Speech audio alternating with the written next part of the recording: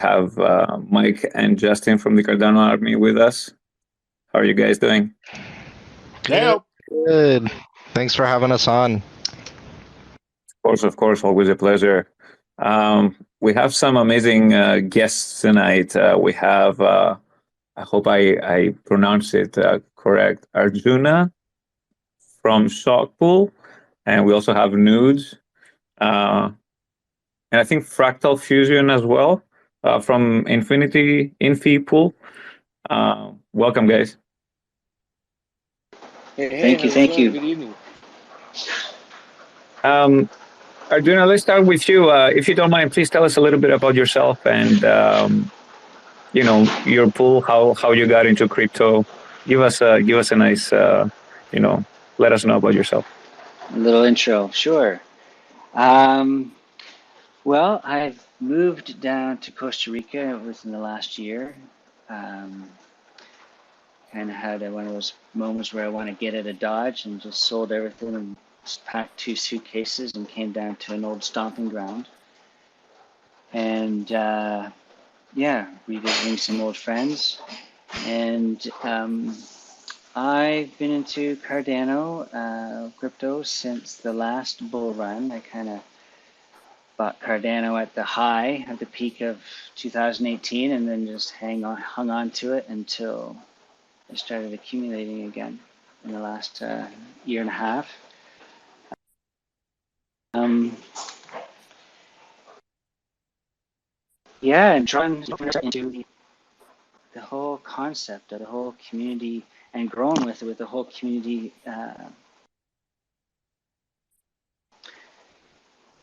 in the communication. Is it just the intellect?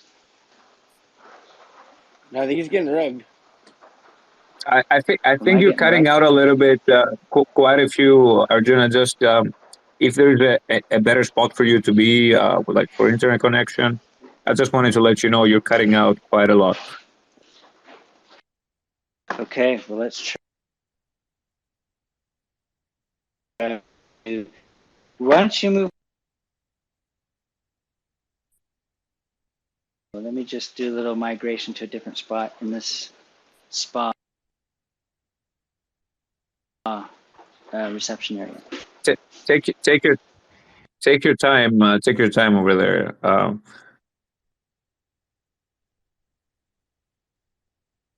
Nudes, do you wanna go on and we can wait until Arjuna is good to go, and you want to start first?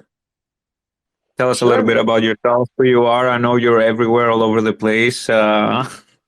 I know a lot about you. If you don't mind, tell us, the audience about yourself. Yeah, absolutely. What's going on, y'all? This is Cardano Nudes, just hanging out on the Infi, Infinite Possibilities stake pool account. I'm here with myself, my partner in crime, my friend, my family, Fractal Fusion. He and I are stake pool operators that founded a stake pool that opened this year, and I'm in love with Cardano. I'm an educator. Outside of Cardano, I'm a PhD student and working to get a doctoral degree in linguistic anthropology, and I've studied bilingual education, master's program in bilingual ed, TESOL, and traveled a lot in the world. And it wasn't until the pandemic that I started building on Cardano. I'd always from academia, from that perspective, Cardano was always the intriguing crypto, right? But it wasn't until the world changed that I turned myself inwards, as we all did, to like a computer screen. And then really starting thinking critically about how the ecosystem functions and the possibilities that it might have. And that fits in, I guess, with the name of our stake pool, which is Infinite Possibilities. Infi is our ticker, and we're totally in love with building on Cardano, creating, trying to do innovative things, and keeping things exciting and fun, and trying to do some really, really meaningful stuff this year. So it's just really awesome. And thank you so much for having us here. Again, Cardano Nudes is myself. So I know myself and the chef, we have exchanged many a food conversation over time. And I think this is the first time we really get to hang out. So I'm particularly excited for this event. And thank you so much for having it. Yeah, just wanted to say sorry to interrupt, Chef. Just want to say big fan, really excited to have you guys on. Big fan of what you do, like 100%. Kind of like Chef said, tell the audience about yourselves because we follow you guys closely and are very into what you guys do. So I guess the joke I was saying, you don't have to tell us about yourself. You're telling the Oh audience yeah, because man. we're We nerding out on you. we're all here. Yeah, I mean, we're friends with everybody. We know the whole community, and we've all been having just one big long conversation for weeks. And so I just love specifically SPO spaces, and I got to give a shout out to Karambabo down there because he's another person too who has regular spaces dedicated to stake pool operation, like as a concept, as a practice, as a community, and I very much respect that. So again, thanks. I hope Karambabo will join us up. I don't know if he's requesting or not, but at least we have Fractal Fusion in the house too. He's my other co-founder of Infinite Possibilities. So it's great to be here. Always awesome to hang. It's always, yeah, we do have quite a few amazing people in here. I found out recently that Karabando is actually Greek. So, Kalispera. Let's go to Arjuna. I hope, did you get a better, you have a better internet connection now? Yeah, I think I changed up the system a little bit, took off the Bluetooth Oh, yes. headphones. You're amazing right now. Yes. Okay, sweet. Yeah, Yeah, please tell us about yourself, yeah, please. well, just want to compliment Nudes and Fractal Fusion and Catamambo myself. They've been inspiring through this process, and particularly Catamambo has been particularly helpful in some pivotal times and how to move forward. He's been a great support. Yeah, so got into Cardano the last bull run, wrote it out, and then kind of really got it drawn into the conversations and and the level of intellect that is within the community. I don't have this. I'm not a gamer. I've never been a gamer. Well, I don't know if you remember Commodore 64 and VIC 20. That's as advanced as I got in my gaming time. So my background isn't really into computers, but there is an idea got drawn into the financial element, and kind of always been one of those guys that didn't want to survive on demand for anything, like for the financial institutions, the medical institutions. Got into alternative medicine, rife machines, and ozone therapy, and alternative medicines, and been to India a number of times. Got into those Ayurvedic elements and the whole yoga scene as well. But yeah, and then got drawn into trying to link crypto, and particularly Cardano, into real life situations that you can make a difference. So that's kind of the main inspiration behind this our stake pool, to help bring awareness and funding to the howler monkeys, particularly down here in Costa Rica.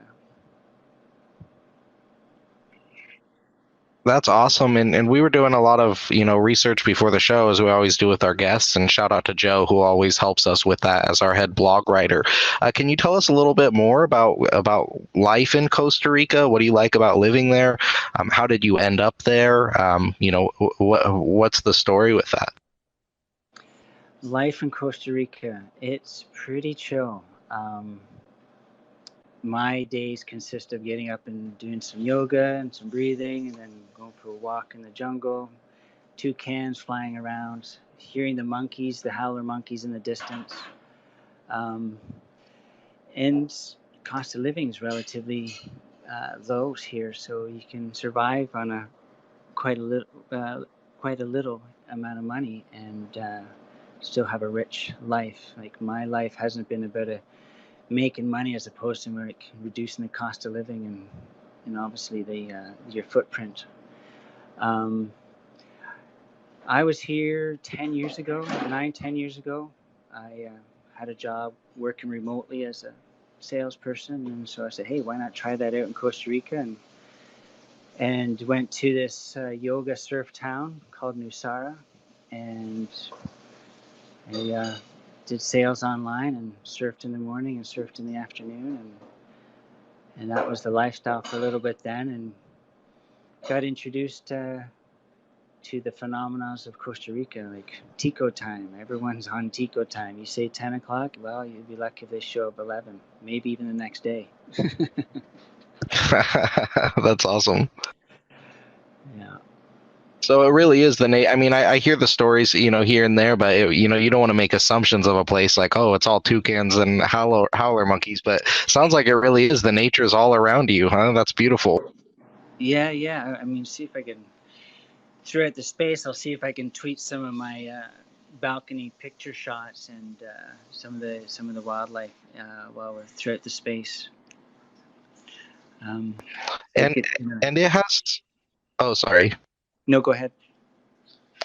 Oh, I was just gonna quickly touch on, obviously it has really good infrastructure for, internet, things like that. I mean, where you're able to accomplish all of your goals, in the blockchain space as well, right? I mean, seems like you're doing pretty good. You get to have your cake and eat it too. You get the nature, and you get to really be in tune with technology in this evolving movement. So that's great. Yeah, there's this, to a certain degree, like, I mean, I have to walk half a mile to actually get a good internet to make sure I don't get rugged every 5 seconds. And my partner in the stake pool is actually in Estonia, and Alex, and he is the computer guy, and he's got he's got the the servers and the relays and all that stuff, and making sure that they're up 24/7. Like, I mean, even today this morning we had a 1 hour blackout of electricity. So quite often electricity goes out, and then the internet I have is through data through my cell phone. So I try to keep up. I mean, it's such a fast paced, just within trying to keep up with all the different things that Nudes is putting out, let alone Cardano. Awesome. So I want to touch base because you talked about the howler monkeys, but it seems like there's a serious issue, and especially when we were diving into this with you, so how did you become aware of the monkey's plight, and can you kind of explain how they're being harmed? Obviously we don't want to be too much of a bummer, but I want to give you the space to really let us know about this important issue because it's heartbreaking. Right. Well, particularly in this town, Nusara, like, there's just real estate has just gone through the roof, and so the bigger lots became smaller lots, and then in building a house, you take down all the trees, and you're literally just cutting sections out of a jungle. It's like you literally can't walk through it with a really, really good machete. So they're just literally clearing their 1 acre lot, building a house with cheap labor, and then when they're doing so, they're taking away the deforesting, and they're taking away the canopies and the monkeys' corridors to their where they get their food. They have these migratory routes where the guava, the papaya leaves come into the new papaya leaves are blooming, and then when they go over here to guava leaves, and they actually don't eat bananas, believe it or not. So when the canopies are taken down, so they're losing their pathways, and they travel only on the canopies, and they don't travel on the ground. And in their place, electrical lines are going up to power these houses. And so the monkeys are now starting to use the power lines. And so what happens is, I mean, if you remember those old power lines that look like a T, and there's the 3 lines that are on the horizontal cross, and then there's one that's on the very top. Well, the top one is the ground wire, and the 3 ones are the positive wires. So these howler monkeys, they have a really sticky tail, and it's like a 5th hand, and they can wrap that around, and they can dangle down to the 3rd wires, to the 3 wires. And so the reason why there's that space is to reduce the risks of any kind of connection happening by a branch or by anything.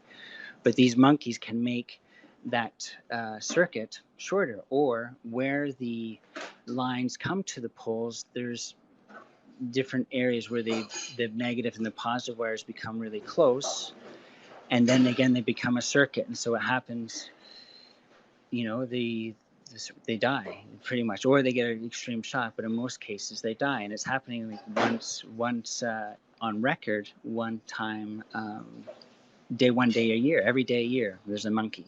And supposedly, looking at some statistics, it was like before the 2000s, the population was over 100,000, and now it's like 30,000. So yeah, so that, and when this happens, the mother gets electrocuted and quite often dies, but the baby sometimes dies as well, but that's attached to the mother and falls to the ground. And if they survive the fall, and then if they survive attack from predators, particularly dogs, then there's a possibility that a human finds them, and then it gets, and then sometimes they're getting raised as pets, which is illegal, but there is the odd one that does make it to this refuge that I came in contact with 10 years ago.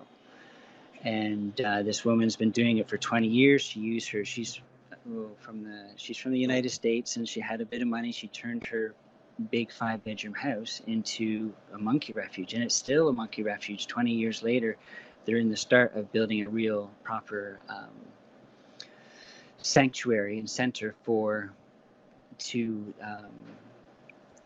give them a better chance, because even when they do come to the refuge, there's sometimes, the electrocution can go through their internal organs and they still don't have a good chance, or they get amputations happening, or there's burns to 20 to almost, half their body. And so they need proper medical care. Go ahead. I need you to take 5 seconds back, because it's blowing my mind, and it's the saddest dying monkey story I've ever heard. Are you walking around with a machete in the jungle, looking for a signal to be on a Twitter space right now? No. Well, I walked down a dirt road, and I had to walk up my road that goes to my house, and there's cow patties that are on that road, and there's it rains quite often here where I am near the volcano, and so then I'm not in a jungle with a machete, but that's quite close by if I wanted to do that. Yeah, that's incredible. And then just to make a jump like that, because we all romanticize it, and we're like, oh yeah, that might be nice and everything. But was that scary to get into when you first got there?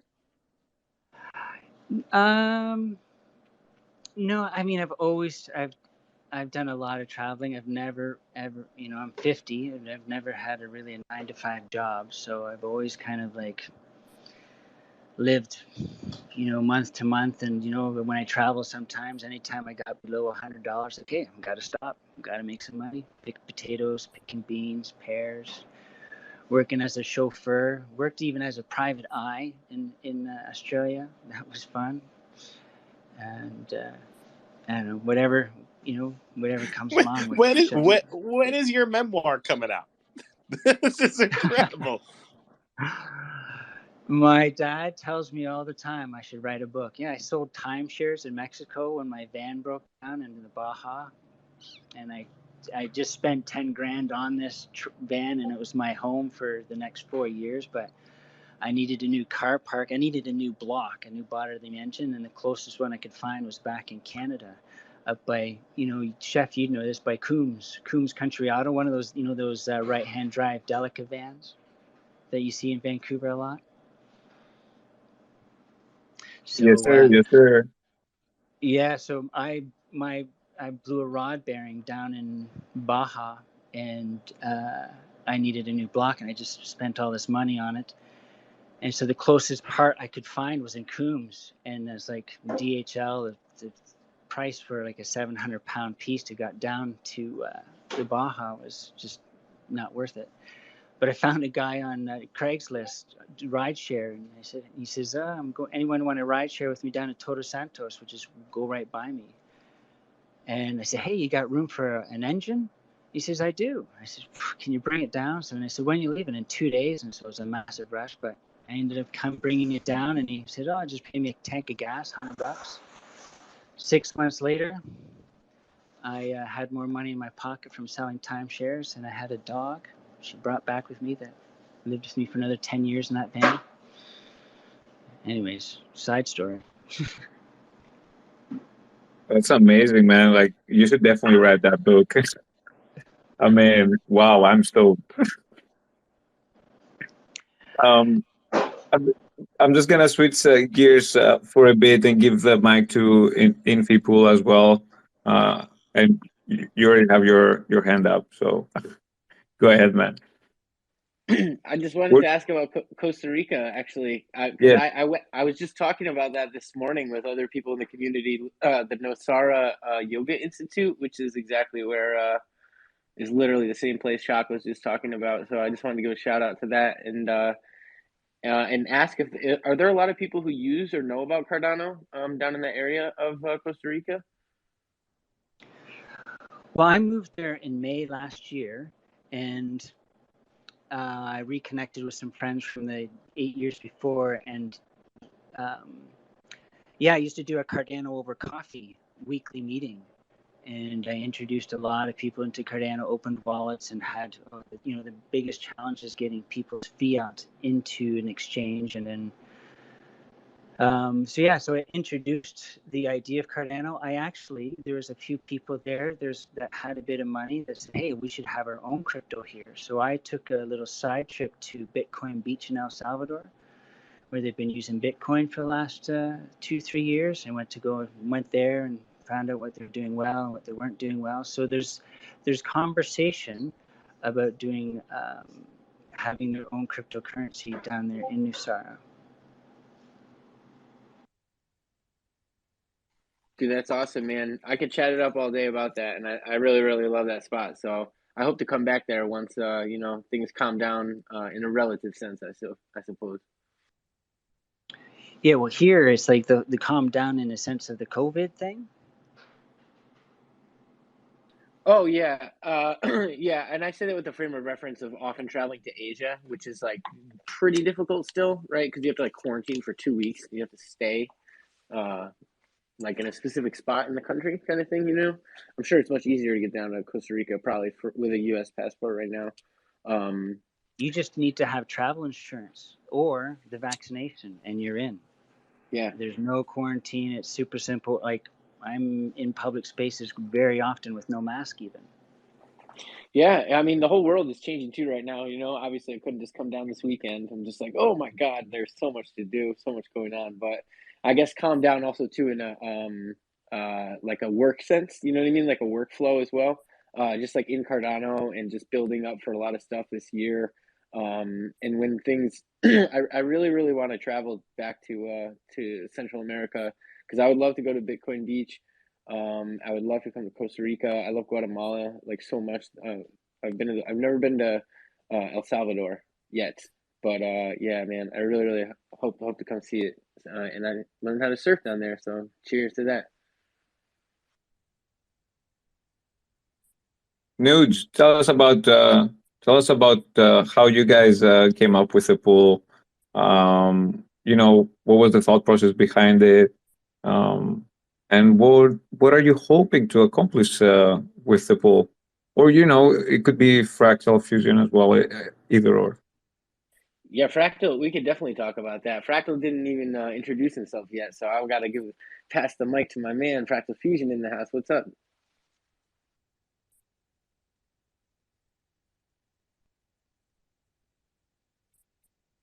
Or maybe not. Maybe sleeping.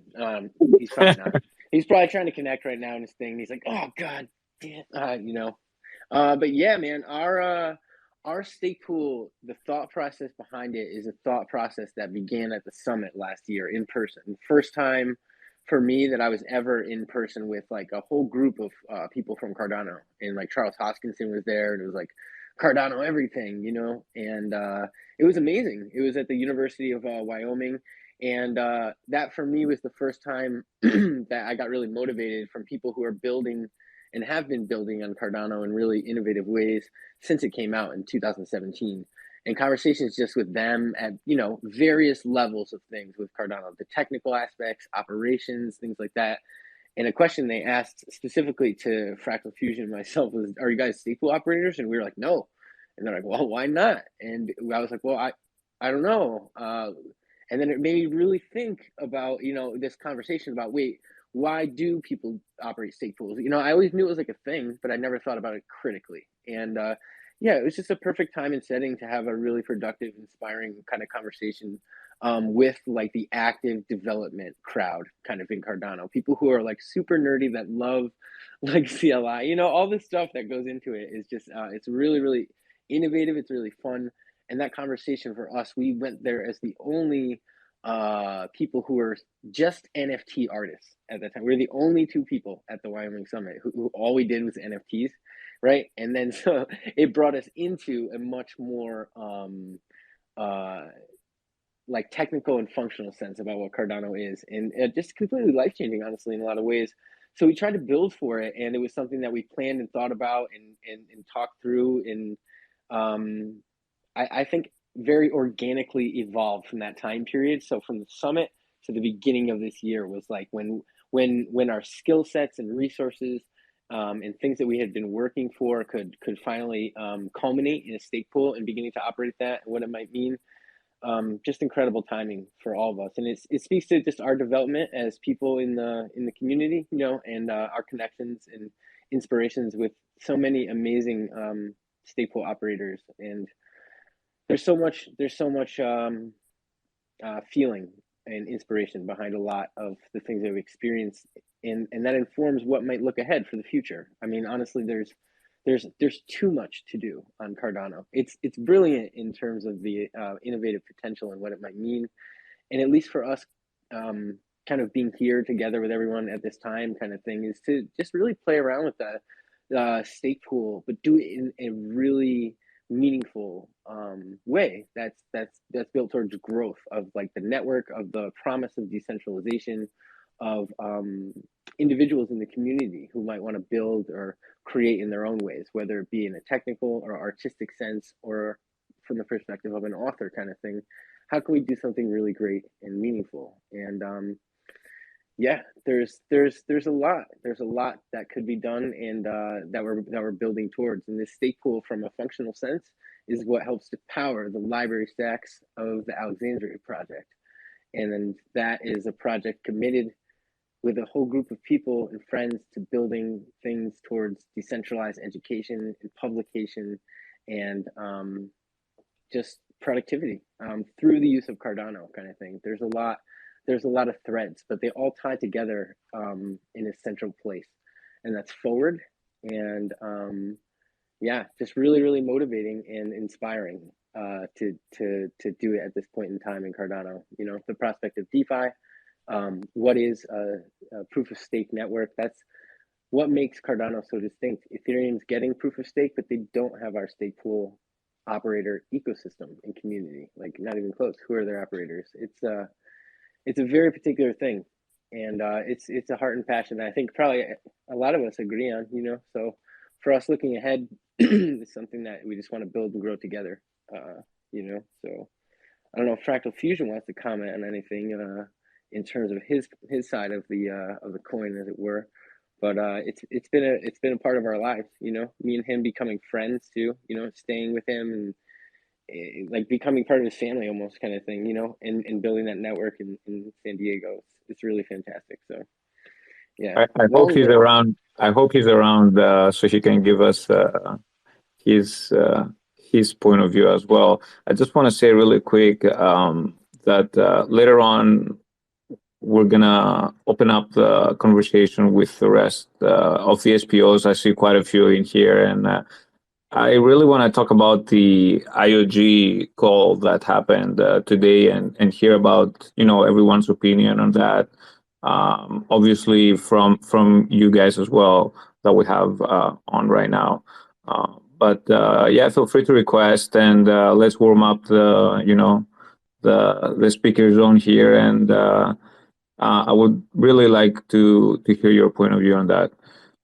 Nudes, a follow-up question.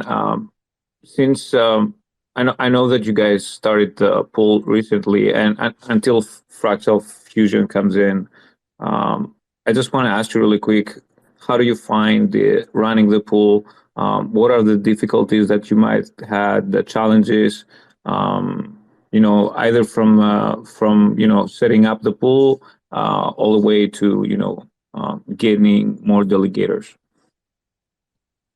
Yeah, absolutely. I think that from a technical standpoint, we were definitely at an advantage because of the infrastructure that the infinite stake pool is built on is a large private server owned by the second half of Fractal Fusion, who's Jason's partner. He has been building in like the tech scene there for pretty much his whole life, and he has essentially his own server that's not dependent on AWS, a fully functional node of the internet.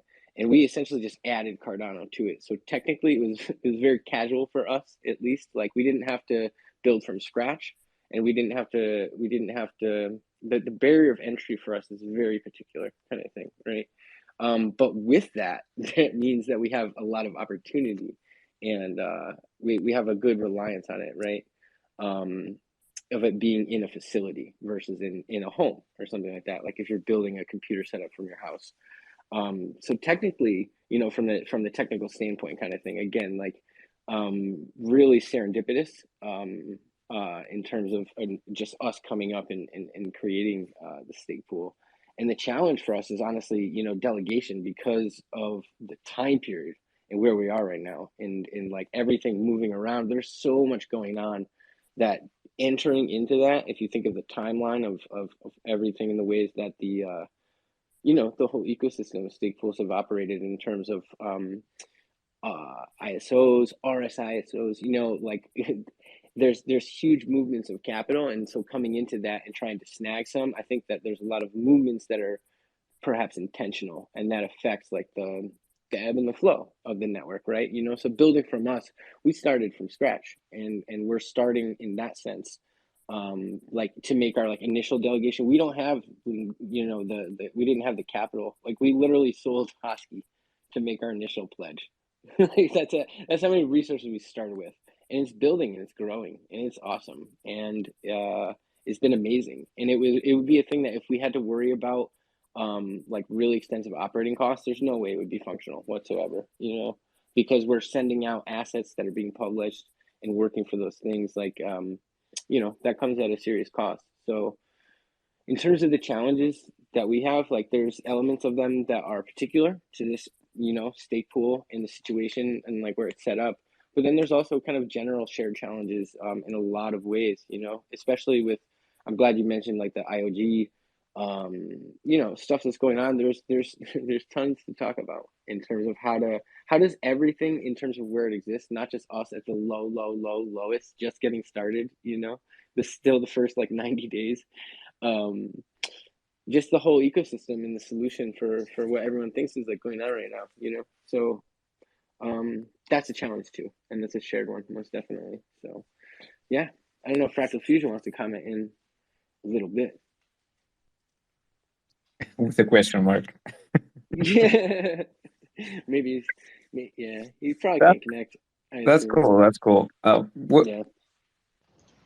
Justin, go ahead, man.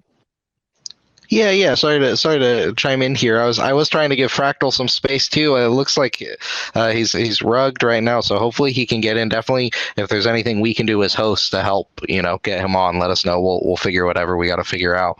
But I was just wondering, what, because we really want to promote pools in the space and let people know all the exciting things that pools have to offer. So focusing on that, what are some rewards for your delegators? Because it looks like you're doing some pretty innovative airdrops. Am I right about that? Yeah, man, the rewards are in your wallet and they're on Cardano. Honestly, we envision and in practice very much use Cardano as a publishing platform for almost anything in the world. And whether it be a recipe or a study or a video clip or something really artistically amazing, there's so much you can do. And we have been using it as a destination for content. And I think that for us, that is the driving sort of characteristic or like dynamic that we're so inspired to really push forward with, in terms of how in the stake pool ecosystem, is a place where you have a destination for your media, right? And then it becomes a community of conversation about those media forms, and it can be a place to get film, video, book, I mean, there's so many things, and you can publish so much on Cardano. And we've been just literally everything that we have worked on, we have made available to delegators. And we made even an NFT artistic release that's specific to the InFi community.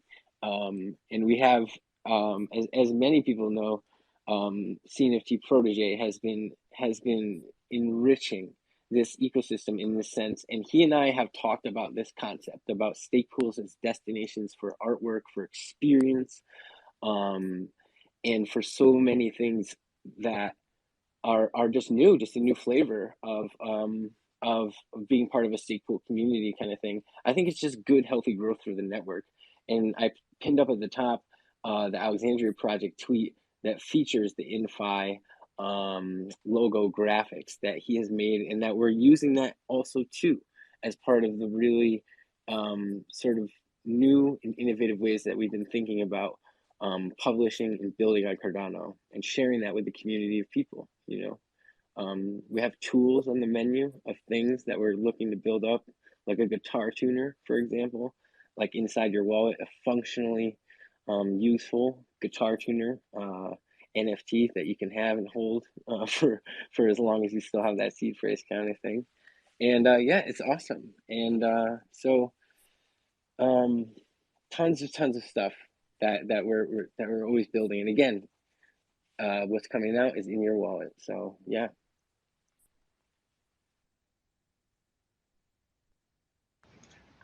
Awesome. That's so super interesting. And if there's anything we can do to help promote what you guys are doing and all the awesome work you're doing, you know, definitely let us know. So, you know, we try our best to help share the love. Oh, Cody, I'm so sorry, man. I just saw your hand was up. What's up, man? Want to say a big shout out to you. And yeah, what do you got to say for us? Howdy, guys. It's always good to hear from you. Can you hear me? Yeah, man. So nice to have you up here, Cody.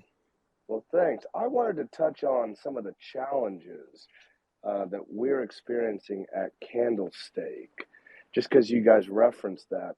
So a little bit So of you guys, background. Cody's not even a speaker. He's, according to my screen. Really? Oh, No, he's a speaker on mine. yeah, you will see him at some point, Arjuna, for sure. So I just wanted to chime in terms of what we're doing, what I'm offering tonight to try to attract delegators is that Frescoes, who's Greek, who you know, Chef, he has given me a few whitelist spots. And what I was kind of proposing, his whitelist spot for his NFT that's launching on March 9th, and that's already filled. And if there were anyone in the crowd or anyone that delegates while we're on the Twitter space itself, and then you could send me a screenshot of the delegation, and 100 Cardano would be great, 10,000 would be wicked. But so the idea is that if you do delegate and send me a screenshot, then I can give you a whitelist spot so that you can get to pre-sale on the 9th before the public sale on the 10th for his NFT. And I could speak a little bit about the NFT. I don't know it in great detail, but it gives you the NFT itself, the art, as well as discounts on luxury accommodation all over the world. I'm actually looking at doing a yoga retreat at his villa on the island of Crete next month. Don't know if that's going to be pulled together in time, but gorgeous accommodation. Also hotel. I forget what's the guy in Barcelona. Alfred. Yeah, his his hotel. You get discounts if you have the Frescoes NFT. So if anyone in the crowd wants to delegate to my pool tonight and send me a screenshot, DM me, and I can put you on that whitelist. If you have if you tweeted it or you have a post that you would like to pin up on top, please feel free to do so. So I was trying to do that before and actually capture an image of one of his NFTs, but because the internet's so slow and the image is really big, I couldn't even. The picture was the size of a thumbnail. So if there's someone else that could offer to do that, that would be great. For sure. And since we're back to you now, Arjuna, if you don't mind me asking, regarding your stake pool and the charities, what are you hoping that you could accomplish, and describe a little bit about the charity as well. Sure, thank you. Well, the stake pool is just to bring awareness. I mean, the funding that would come from it, it's not going to amount to much. Where I would really love to kind of like offer possibilities in the NFT arena with raising funds for these charities. And I can get into that in a bit, but I'll tell you about the charities. So there's 3 charities that work in tandem. There is the Nusara Wildlife Refuge, and that's where this woman Brenda, she goes to the spot. She has special equipment to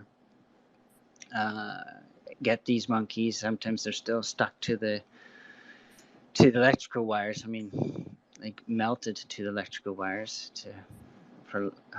without sharing too much detail. But those ones are past, but she still has to get the body down. So she takes these monkeys in for up to 2 years. Sometimes she gets them at weeks old. She's feeding them for every 2-3 hours for days with volunteers, and so it's around the clock.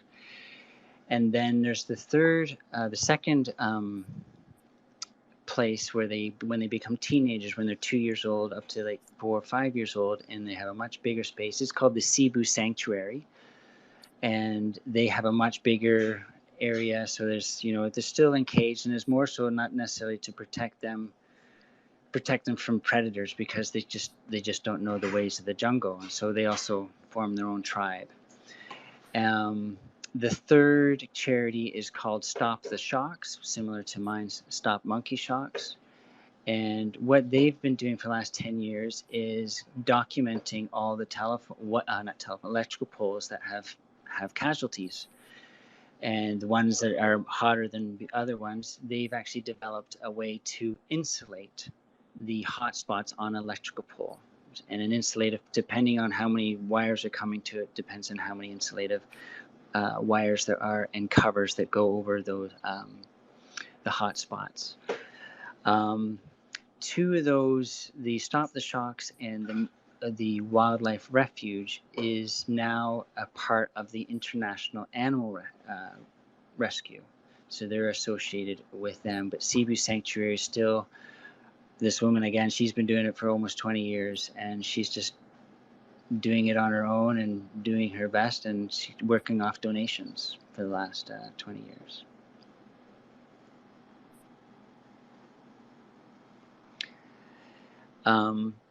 And so the NFT that one of the cool things that's happened when I do talk in these spaces, a lot of people are moved by the stories I'm sharing or by the mission, and people reach out to me. And so recently, Flick2 reached out to me and asked if there was any idea of how to collaborate.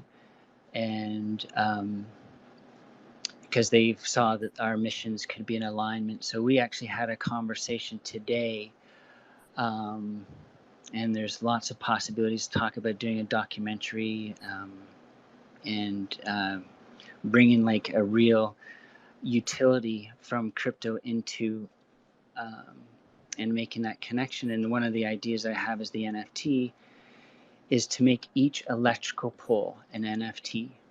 Not necessarily the electrical pole itself, because that's owned by the government, but the electrical pole, the package that goes on the electrical pole. And with that, the person who buys that NFT gets a picture of the pole, perhaps with a beautiful ocean sunset in the background. Also the GPS location of the electrical pole, perhaps a picture of one of the monkeys that went through the refuge. Perhaps the initial NFT holder could actually immortalize themselves as well as being the donator and having, whether it's a picture or a poem or something. Then if they get sold as royalties, would go back. And I even connected with the guys from Cornucopia to say, hey, are you guys selling utilities like electricity on your metaverse? And he says, that's an idea, but it's not in their immediate roadmap. So the idea of this electrical pole and having utility in the metaverse, it was another kind of connection that I made in conversation. But I'm just the guy with the ideas more so than the technical wherewithal how to do all that. So I'll be quiet for a moment if any questions. No, thank you so much. This is all very interesting, and especially, all that information that you gave us about the charities and what you do. It's remarkable. I admire you a lot. Thank you so much for sharing all that with us tonight. If there's anybody that will have any question about Arjuna, please feel free to request to be a speaker. We would really like to see quite a few people, hopefully, listening to this and to support Shockpool, as well as Infi, of course. Nudes, is Fractal Fusion back, or should I forget about that idea? I don't know. I don't I'm know. here. I messaged him. Ah, He's here. The I am champ is here. here. I wasn't paying attention the whole time, and I have The no idea champ what's is here. going on. I'm sorry about that, but I am here now. welcome, my friend. Welcome. If you don't mind, just please tell us a little bit about yourself. We've been talking quite a few about you, but never heard back.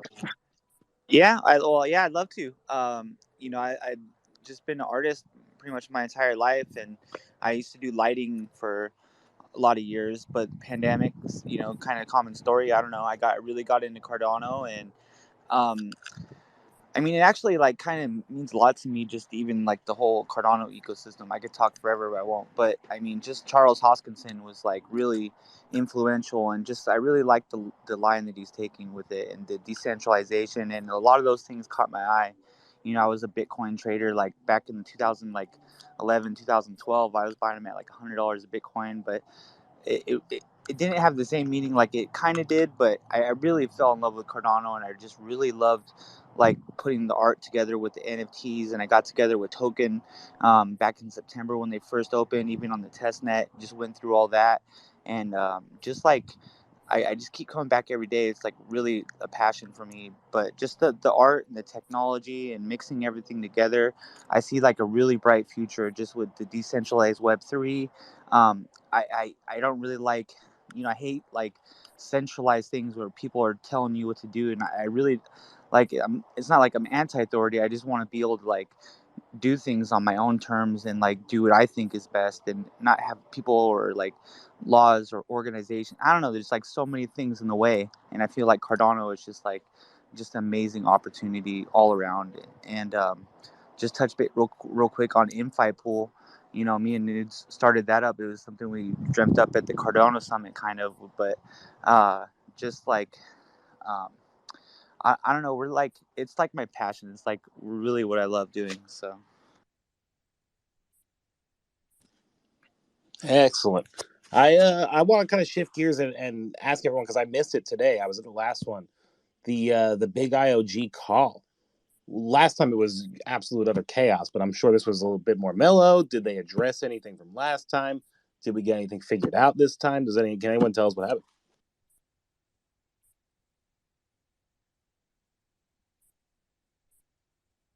I was actually working, so I didn't have the chance to listen to it. So, Rich, do you want to come up and share a little information about it? I don't want to put you on the spot there, but we would really appreciate that.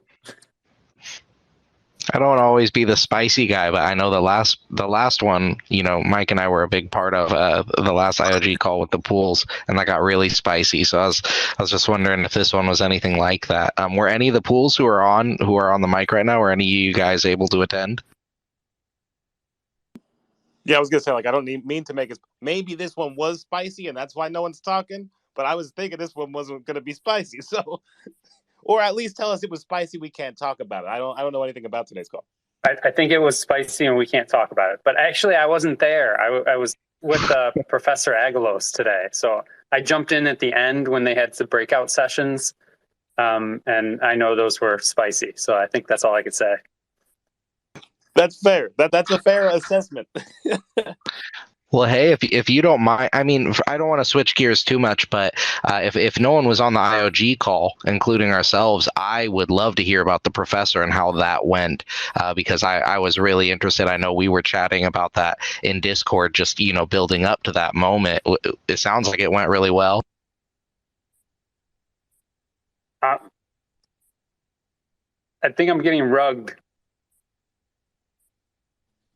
Not rugged for me. I can hear you really good, yeah. Can you hear me? You're being ceilinged plenty right now. I can ceiling you all the way. All right.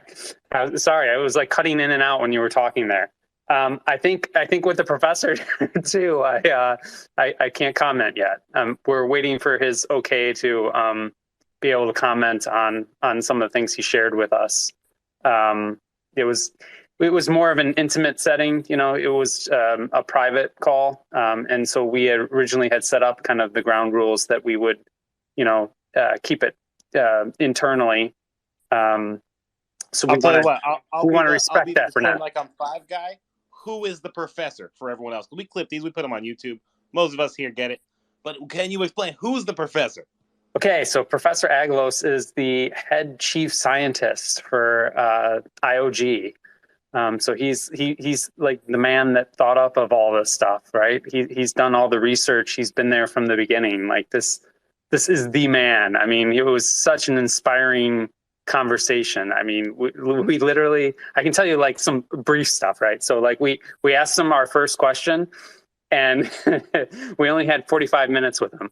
We had to cut him off like 25 minutes in because we were just on the first question, and he can just speak, you know, for hours on anything, right? So like he was giving us all this great detail on just how Ouroboros is set up and why it works the way it works, and kind of the thoughts and the mechanisms and how it's different from other blockchains. And it was just so fascinating. Like listening to him, like you could listen to talk for hours. It was awesome. Just read just a question out of curiosity for myself. It's a personal question. Are we going to have the recording on the XSPO Discord? No. At some point. I'm sorry. Part of that too, those ground rules were that it wouldn't be recorded. So. Oh yes, that's correct. That's correct. Damn. Yeah. So okay. we're trying to set up another call with him. Hopefully the next one will be in a public venue. It may not be, but we're trying to see if we can do that. And we need definitely more than 45 minutes because we could all listen to him talk for hours. It was just so great. He's just such a great man. Yeah, tell him we just want to meet him as fans. Like we're all big nerd fans of this guy. It just goes by the professor, and we all understand who he is. It's amazing. Right. I think that's how most of us were. We were just like in awe. As soon as he started talking, we're just like, huh? Like it was like 24 minutes in, and like nobody said anything because it was just so inspiring and great to listen to him talk. So it was wonderful. All right, we'll get some hands up. Cody, if you want to go first, and then Carabando. Yeah, howdy guys. Can you hear me? Not loud, but clear. All right, well then I'll speak louder.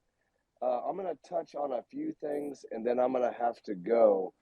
Number one, I call him Aggie, Professor Agalos. I have watched many of his publications on YouTube and read many of his papers, and that is a man that I admire greatly, and is unfortunate that I was not able to be a part of the conversation or at least listen to him live, but I hope I catch the next one. So that being done, the next thing I want to give a little bit of perspective on is something that was referenced earlier, that being the challenges for SPOs. So one of the things that Candlestake did not have any trouble with is understanding the intentions and architecture of the Cardano blockchain. So Ian and I, who is my business partner in the Candlestake stake pool, both went through all of the training provided through the developer portal, and it made very good sense. And thank God for Ian, because he is a Hobarton graduate. You can look Hobarton up on the internet. It's a school here in Tulsa and around the world that teaches intelligent individuals basically about how computers work. I mean, it's much more complicated than that, and I'm just the mouthpiece. He's the technical genius. So the setting up of the stake pool has been provided, in my estimation, with an ease of entry. But the challenges that we face is that I have a full-time job. I run a Salesforce consulting company. He has probably 2.5 full-time jobs because he's I will defer and let him speak for himself if he ever decides to come on to one of these. But the challenges that we face are fairly straightforward. We need delegation to fund our desired outcomes. And I have set myself to work as hard as I possibly can to get the generation that does not understand what Discord is, the generation that does not understand what an NFT is, the generation that does not understand what a blockchain is, to adopt this technology. And if you've ever talked with somebody who was born, in the 30s or 40s or 50s or 60s, what they actually think is that their money is safe with the bank. And so I face a pretty uphill battle to bring the knowledge of the power of peer-to-peer monetary transactions to that, those generations. So any assistance that I could receive, obviously, to be compensated to describe that in a way that doesn't scare and confuse them is really what I am seeking. That is all. Thank you as always, Cody. Thanks, man. Yeah, real talk over here for sure. I think we get stuck in our little echo chambers sometimes of Twitter and the people we talk to that are already in the community, that we don't often think of the whole big world out there and all the different demographics of people that have yet to be exposed to this. So I think that's a great service you're doing, not only for your pool but for the whole community. So right. Well, the idea is that money is very straightforward. They don't teach you about it, but here is kind of what it is. You go out into the world and you do something productive for somebody else, and then you receive money. The beauty of blockchain, and Cardano in particular, is that it is a way for you to be your own bank. And you start talking about banking to people who still write checks at the grocery store, and they kind of shut down on you. It's just my own personal experience. And it's not necessary that they get involved. I'm not trying to push anything on anyone. However, the truth of the matter is that at one point in time, Grandma used to write you a check for a savings bond because she wanted her grandbaby to have money in the future. Well, I see getting a wallet set up and putting money into it as a way for grandma to actually provide and support her grandchildren. And that's really my target demographic. And like I say, it's an uphill battle. So maybe I'll die on this hill. I don't know. You gotta My tell Grandma, hope- BYOB, Grandma. Be your own bank. That's a good one. I'm going to steal that joke from you. That's a T-shirt right there. Damn, that was sharp, Mike. You're on point there. Check them out on the merch Right. store coming out soon. Okay, well, you guys have it. Anyway, I got to run. I got to walk back home. But the last I'll say is that my primary objective, I live in Tulsa, Oklahoma, and I went to one of the Bitcoin meetups that they have every month here, and I sat quietly and I listened to everything that they said, and I love Bitcoin, and I love all of the positive cryptocurrency. There's a lot of toxic cryptocurrency. I like the positive cryptocurrency. There's a lot of positivity here in Tulsa, and I very sincerely and non-judgmentally tried to explain how valuable a proof of stake protocol that has been properly researched and implemented, as Professor Agalos can describe much better than I can, could really change the global financial architecture. And so assistance in translating that into language that somebody who was born before the internet, was introduced, is really what I am seeking. So I'll take it off after this. I hope you guys have a great time. I'm going to go ahead and walk home, but just know that if you want to grow your stake pool, my best advice to anybody is to try to make localized communities of individuals in which you can easily explain, hopefully, especially to older individuals, that this is their digital sovereignty, okay?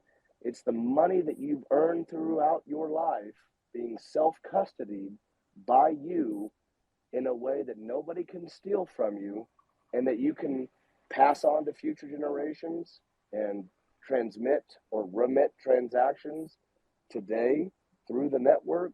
And that's hard for people to understand, but that's just kind of the battle that I'm fighting currently.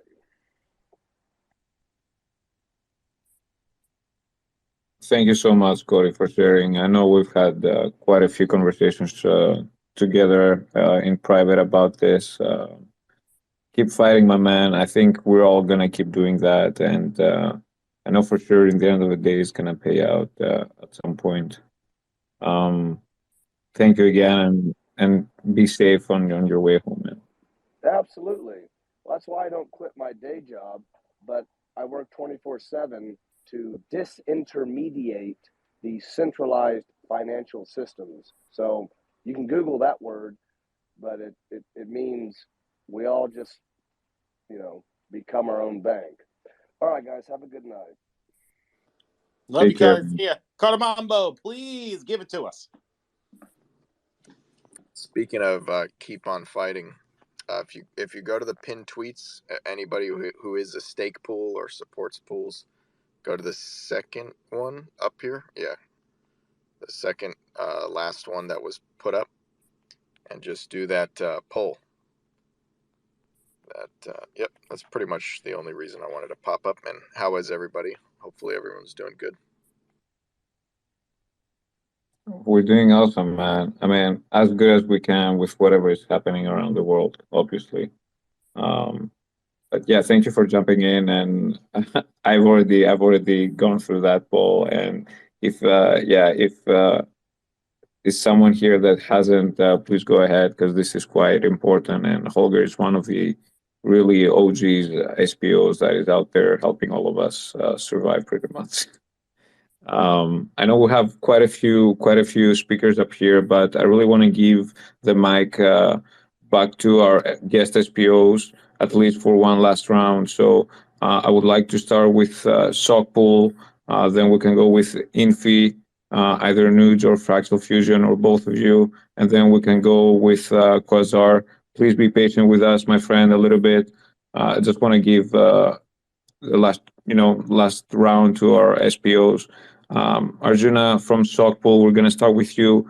If there's anything else that you would like to share about yourself, your pool, what you're doing, please go ahead. The mic is yours. Cheers. Thanks, Chef. So I've pinned a tweet to the top for anybody who's interested in getting a whitelist spot. That would be appreciated if you follow that. And if there's anyone with the NFT of doing the electrical pole, if there's anyone in the crowd that wants to kind of has ideas and more of that kind of project, I'm open to discussion with it. Again, I have the technical background, and so that would I just have the ideas. I'd be able to get the content and stuff like that. And lastly, if Nudes or anyone else, you want to come down to Costa Rica, just shout me a DM. I could put you up for a few nights. If you bring a tent, I can put you up for as many nights as you want. But just getting here and helping you with logistics of getting around. If you want to go for a tour, just hit me up, and I'd be happy to host. I don't know if you guys know One Trippy Planet, but he came down and we went for a hike, went to a waterfall, and saw lots of butterflies.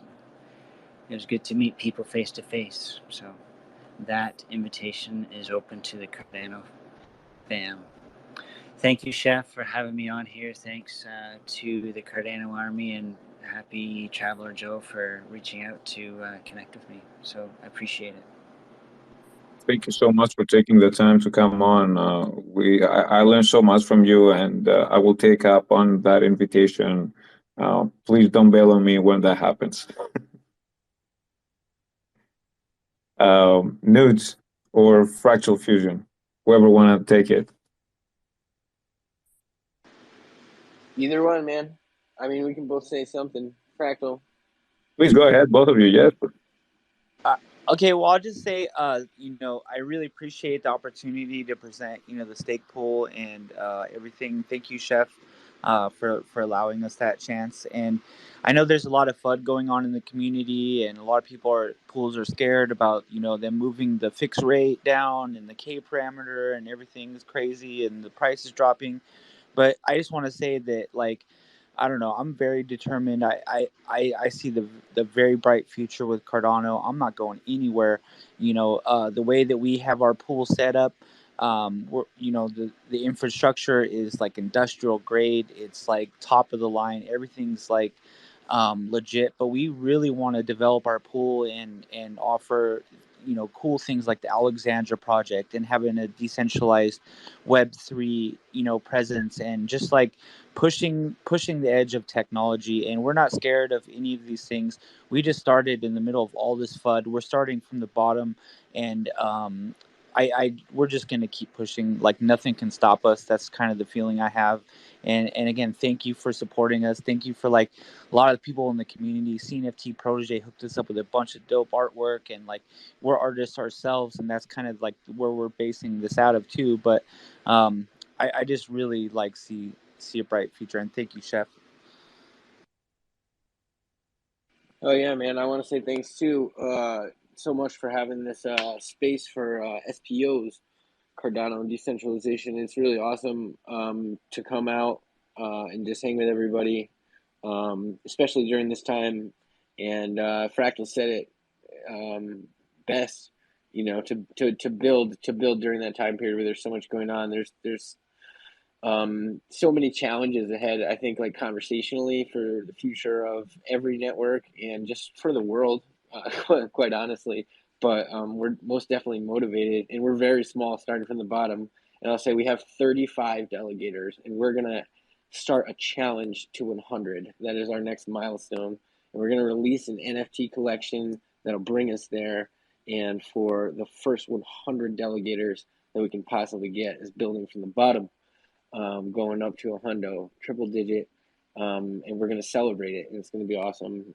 Just, the belief in Cardano. and moving things forward and just celebrating this whole year and what it's going to mean. You know, we did 1 year of native assets, and I think things are just getting started. So really excited. Thank you so much again for the space. It's been awesome. And I voted in the poll. I voted for D. That's the one I said. That was just me. I don't know if you're not supposed to say what you vote for. Oh, I voted D all the way. What are you kidding me? Of course. Looks like everyone is. It's a cool thing to do. It's what we need right now. There's a lot of like voiced opinions in options 1, 2, and 3, but number 4 is like that could have a thing where, like if I don't know, having conversations with IOG about the parameters of Cardano, I think that's awesome. You know what I mean? That gives us something to do. Find another solution is really good. It will destroy small pools which provide value. That's like a statement. Like, yeah, I mean, I can understand it. I'm here. The point is that no matter what of those choices there are, choice D still applies. I mean, it's the part of the reason FUD's going to be good. FUD's going to be a good thing right now because it's going to get us to revolt on what we want. We just want to be heard. That's it. Yeah. I mean, why would you not vote D for anything? Even if the thing was like, what should we have at breakfast? It was like bagels, eggs. IOG should include us in decision making. Yeah, of course. I want to get egg bagels. I love egg bagels. All the above. All the above. There you go. Yeah, it's cool. I don't even know the context of this vote though, or this like. I mean, I get it. Where everything is, but I don't know the specific conversations that led up to this. But hell yeah, I mean, it's great to have these conversations. I mean, they're necessary and they're going to be awesome and fun. And I feel like things like this, especially too, when we have a lot more live events and people get to meet in person, it's gonna be another wave, like a really big creative juice into the ecosystem, and people just getting together and planning and celebrating Cardano, and then planning and building for it, kind of thing. You know, the reason that the stake pool Infinite Possibilities exists, it's named. I would be remiss if I didn't mention our stake pool is named after an NFT. The name of our stake pool is an NFT from the Collabaway. And that was from October of last year with token partner artists and the Refresh, and started it off in an amazing way. Shout out to the Refresh, one of the coolest projects ever. Hell yeah, dude. Yo, it's awesome, man. I love the Refresh. It's incredible, that project. It's on chain, straight up. You have to kill Cardano to delete the Refresh from the world, and that's the only way you can get rid of it. It's incredible, and there's just like infinite possibilities that are within that creation kind of thing. In the NFT that our stake pool is named, literally the metadata says the Refresh is a blue chip NFT.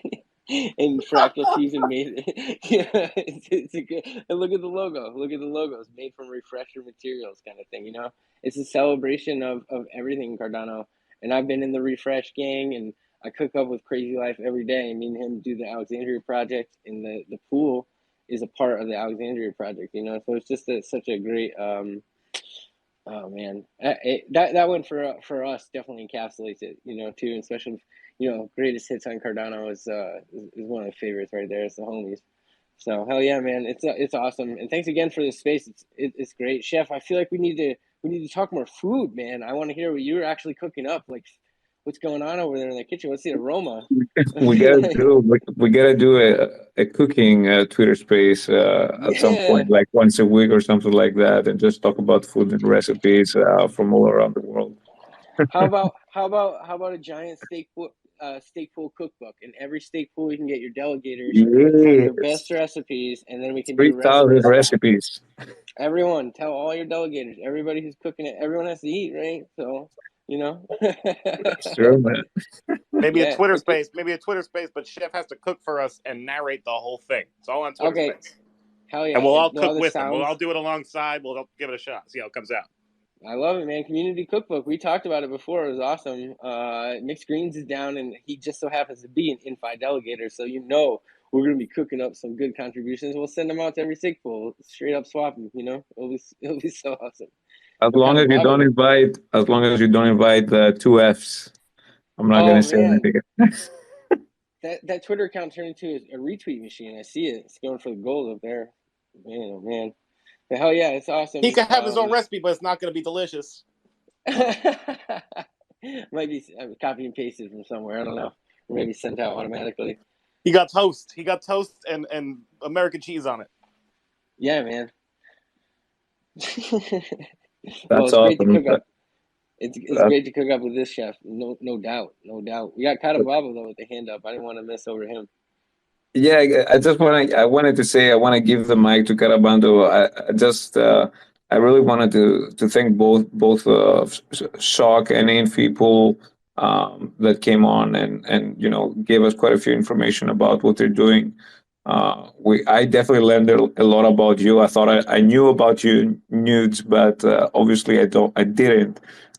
So thanks for coming on. Arjuna from Shock Pool, Costa Rica, thank you for coming on.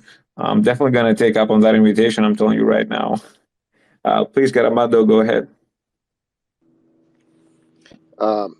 Yeah, I was going to say someone should make, if you're doing a steak pool cookout or whatever, someone should make a ceviche pool to bring along some ceviche. But anyways, no, I wanted to reference Nudes. You mentioned you didn't understand the context of the tweet. So the context of the tweet is IOG is going to be removing the fixed fee and lowering it to a minimum of 30.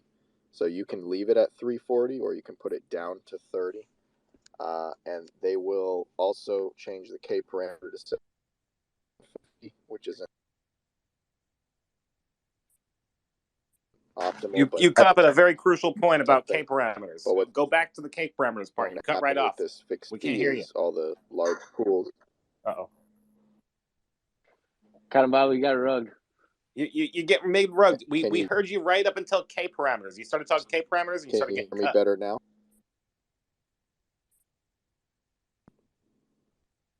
Kinda. I just want to say really quick though, because I just want to make sure I will say that out loud. They haven't decided anything yet. It is just a call and a conversation. There hasn't been a decision yet. I just want to clear that. I saw that on the comments quite a few times, and just in case that somebody hasn't been following it, I think I should say that. Caramado, if you're back, man, please go ahead. Yeah. Sorry to interrupt you.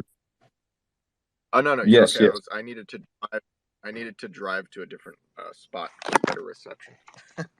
But no, yes. Yeah, so man, you're what good.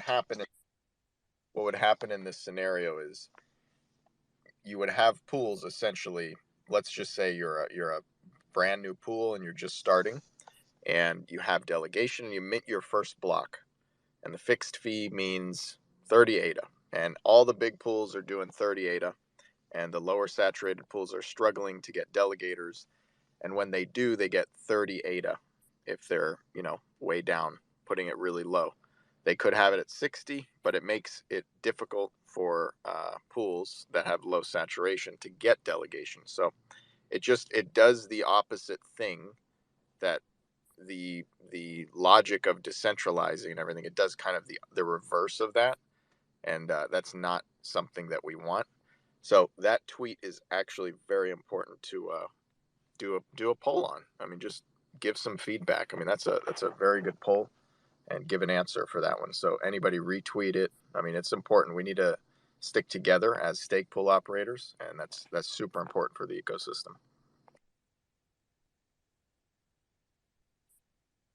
Arjuna, please go ahead. Yeah, thanks. I just wanted to follow up with what Manny says. Like, I mean, I haven't minted a block and I've been up and live since October. And so the idea of like eventually getting enough delegations that, certain pools can get a block every 5 or 6 weeks if you have a couple 100,000 delegated, and that can almost break even. But when it goes down to 30, this is all news to me. I didn't know about this call. So if it goes down to 30, that just kind of makes it miserable. I mean, so then it's just gonna, it doesn't make it viable in the sense of keeping it open if I'm only minting a block, if I ever mint a block. So that's a challenging news to hear right now. Again, I just want to make sure I'll let you guys know that this is not there's not a decision being made right now. It's a conversation, and I'm not saying it's it's the outcome that we would all want to see, and I'm pretty sure they get the message, and it's a good thing that we pass the message out there to them and to everybody. I just believe that, having the conversation, at least, that's something that we didn't have last year. We do have this year the SPO calls, so it's a great thing. Hopefully, they're all going to go to the right direction, and it's up to us to join them and have our voices heard, like we do over here right now. And again, I really believe that in the end of the day, after quite a few conversation calls like that, I think we're going to get to a really good point. I do hear, Arjuna, I feel you, man. I was there not too while ago, so I hear you on trying to mint your first block, and I really hope that this will happen pretty soon. And hopefully all these conversations are for the better. PG, I know you just requested to speak. Please go ahead. Yeah, what I would say is that, so what is the min fee? The min fee is the fee. If you read the rewards paper, the min fee is the fee, or it's a cost for the stake pool operator, irrespective of the delegation to the stake pool. What is the cost involved in running that pool? So that is the min fee. So definitely 340, if you are minting one block, it is currently 50% of that block rewards. So I would say that Discord stages are not the place to make this decision. We have had SIP process, and there are multiple SIPs that are sitting without any decision. So related to K, so the best way is have a discussion around those SIPs. If K has to be changed, great. If min fee has to be changed, then it's not through a Discord call. It has to be through a SIP. There is a rewards mechanism. There is a rewards paper. So what is that that is going to change? Should the min fee be changed? Yes, because So, PG, you are probably one of the people I respect the most in this space, with especially your technical knowledge. Can you explain to us how? Because we had this conversation about the SIPs. We were gung-ho about the SIPs. We don't know, as regular delegators, we don't have an SPO or anything, how do we enact that change? Because from what we've been hearing, we're not allowed to change those SIPs. Like, we don't have the power to change those SIPs. We have to get them or convince them to change those SIPs for us. Is there a way that we can help? Yeah, I think the way it has to be done is that the discussions should happen on SIPs, wherein all the points are brought out to the SIP. Then we decide on voting on those SIPs, right? I mean, it should not be that there is a high technical chair that sits and says, okay, I'm going to implement this SIP. No, that is not what I'm advocating. What I am saying is that we should have all of this is tied to the rewards game. So let's discuss this through a SIP mechanism, put all your points, and then when we get to that stage where we can vote, then we have a discussion saying that, hey, is this good? Is this bad? And so the only way that we can do this currently, we don't have any voting power on a SIP. And there are ones, like you said, they've been sitting there for over a year now that are crucial, but people have been begging IOG to change these SIPs or even talk about these SIPs, and it's been deaf ears, So what you're getting at is we need to just be nonstop talking about these. Every space we should be talking about the SIP and just letting everyone know we want these things enacted.